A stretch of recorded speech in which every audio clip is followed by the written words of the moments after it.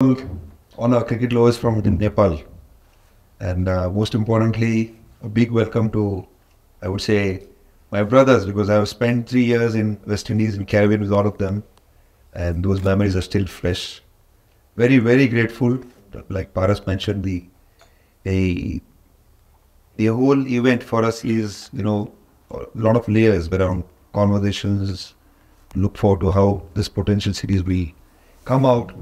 So to have them here finally, Coach Rifa Freud and Captain Roshan Chase, we look forward to this series, and thank you so much. Of course, all the players. I think in stories that we build, this is one nation which has got so much of wealth. I mean, great history around cricket. They were the world champions when 50 overs format was formed. They left a mark with T20 as well. We all know how they dominated in Test cricket many years ago. So when we grew up, we were admiring them, So there will be a lot of stories that will be shared as well in this few days when cricket is played on the field. And I'm hoping that the friendship which we're looking for will be a strong one, which remains bonded. So for future also we can keep playing series against each other, hopefully home and away. So really looking forward to this. Growth, development is what we are looking forward. Gives us a bit of advantage to know the team inside out. I also have Avinash here. He'll be sharing information with me, right?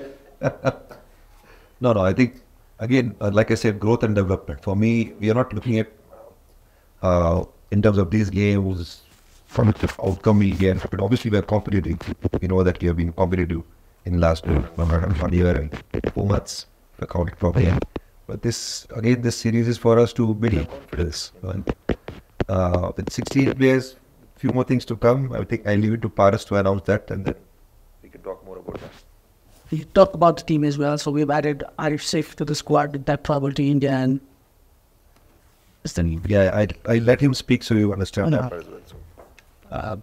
We had a brief meeting in terms of the squad that was announced yesterday, and also to with the fact that we want to provide as much exposure as possible because heading towards the World Cup. So we are adding 4 more names in the 16. So it will probably be a squad of 20 players where we'll be sending a press release in once we finish off this. So the 4 players that have been added in the 16 are Binod Bhandari, Sagar Dagal, Kamal Singh Aidi, and Lokesh Bam. So it'll be a squad of 20 cricketers who are going to be part of this series, and it'll depend on the selectors and the head coach and the captain to decide who the best 15 is going to be that are going to represent Nepal in the World Cup. So again, as of now, the World Cup is almost month away, 40 days away from now.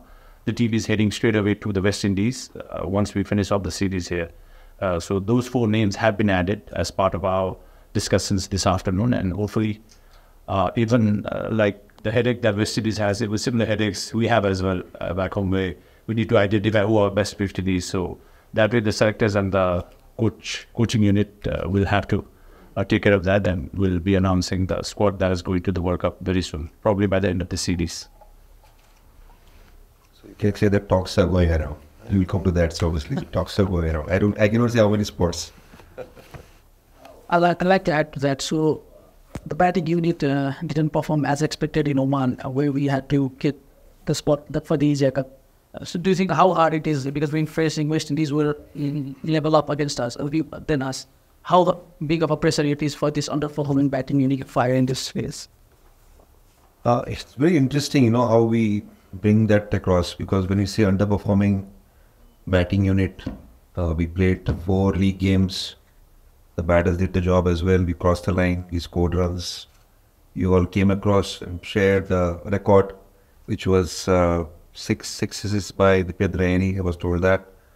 So very interesting how it comes off. So I understand the deception of emotion around the press as well as the fans over here.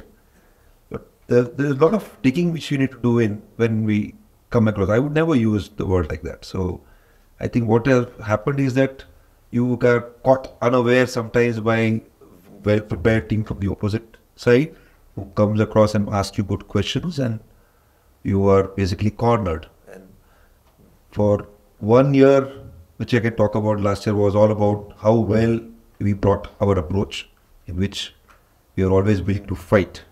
And I think the last 2 games didn't really reflect our image that we are fierce competitors.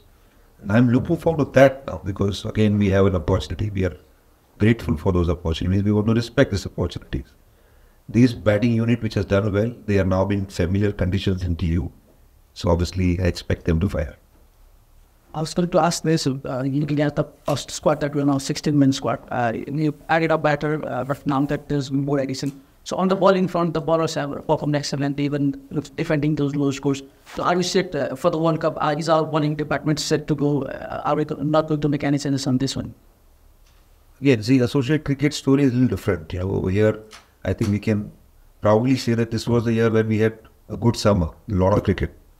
And what we are trying to promise the boys who are working hard over here is that we are trying to create more opportunities for them. So rather than saying that the batting unit is unsettled and the bowling unit is settled, we will only look at this 20 names as of now for this series. We'll take one game at a time.